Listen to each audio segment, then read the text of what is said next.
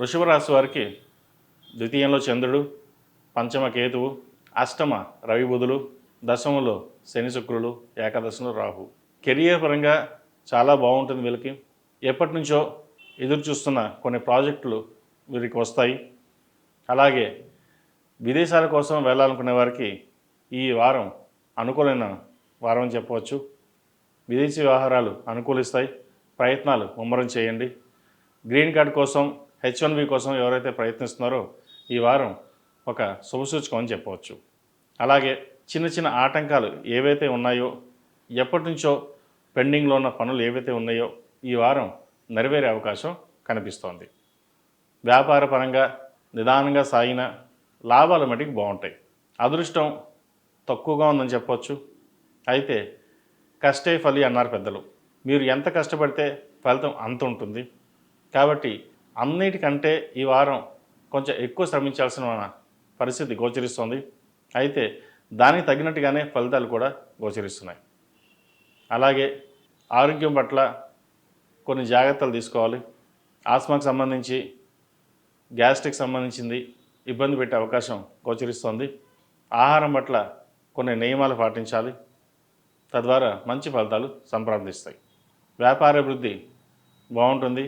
ఉన్న వ్యాపారం కాకుండా కొత్త వ్యాపారం ప్రారంభించాలనే మీ ఆలోచన ఏదైతే ఉందో కొంతకాలం ఆగి దాన్ని ప్రారంభించడం మంచిది. ఉన్న వ్యాపారాన్ని అభివృద్ధి చేయడానికి ప్రయత్నం చేయండి. నలుగురితో కలిసి ఒక నిర్ణయానికి వచ్చి అది మంచా చెడా అన్నది మీరు ఓన్గా నిర్ణయం తీసుకుని ముందుకు వెళ్ళండి. మంచి ఫలితాలు సంప్రాప్తిస్తాయి. షూరిటీ సంతకాలకి దూరంగా ఉండాలి. విదేశీ పెట్టుబడులకు సంబంధించి 1-2 సార్లు ఆలోచించి ముందుకెళ్ళడం చెప్పదగినది. ఈ రాశిలో జన్మించిన స్త్రీలకు వృత్తిపరంగా, వ్యాపారపరంగా అన్ని అనుకూలంగా ఉంటాయి. అయితే ఉద్యోగంలో చిన్న చిన్న మార్పులు చోటు చేసుకునే అవకాశం ఉంది. ముఖ్యంగా ప్రభుత్వ సంబంధమైన ఉద్యోగస్తులు కావచ్చు, లేదా ప్రభుత్వ సంబంధమైన విషయాలు కావచ్చు, కొంచెం ఇబ్బంది పెట్టే అవకాశం గోచరిస్తోంది. ప్రమోషన్స్ ఆగిపోవడం, ఇంక్రిమెంట్లు ఆగిపోవడం, లేదా వస్తుంది అనుకున్న ఉద్యోగం రాకపోవడం, ఇటువంటివి జరుగుతుంటాయి. దిగులు పడాల్సిన అవసరం లేదు. శివనామ స్మరణ ఎక్కువ చేయండి. దక్షిణామూర్తి స్తోత్రాన్ని ఎక్కువగా పఠించండి. మంచి ఫలితాలు సంప్రాప్తిస్తాయి. కుదిరితే నవగ్రహాలలో గురు స్తోత్రం ప్రతిరోజు ఒక 54 సార్లు పఠించడం వల్ల కొన్ని మంచి ఫలితాలు సంప్రాప్తించగలుగుతాయి. అలాగే విద్యార్థులకు కాలం అనుకూలంగా ఉంది. అయితే కష్టపడిన దానికి ఫలితం మటుకు చాలా తక్కువగా ఉంటుంది. మీరు 100 మార్కులు వస్తాయనుకుంటే 90 మార్కులే వస్తాయి. ఎడ్యుకేషన్ మీద కొంచెం కాన్సన్ట్రేషన్ అనేది ఎక్కువగా పెట్టాలి. ఎందుకంటే డీవియేట్ అయ్యే అవకాశం ఎక్కువగా కనిపిస్తోంది.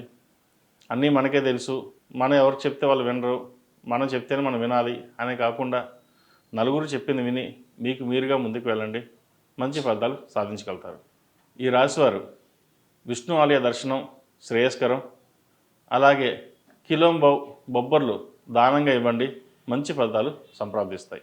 ఈ రాశిలో జన్మించిన వారికి కలిసి వచ్చే సంఖ్య 5, కలిసి వచ్చే దిక్కు ఉత్తరం, కలిసి వచ్చే రంగు తెలుపు.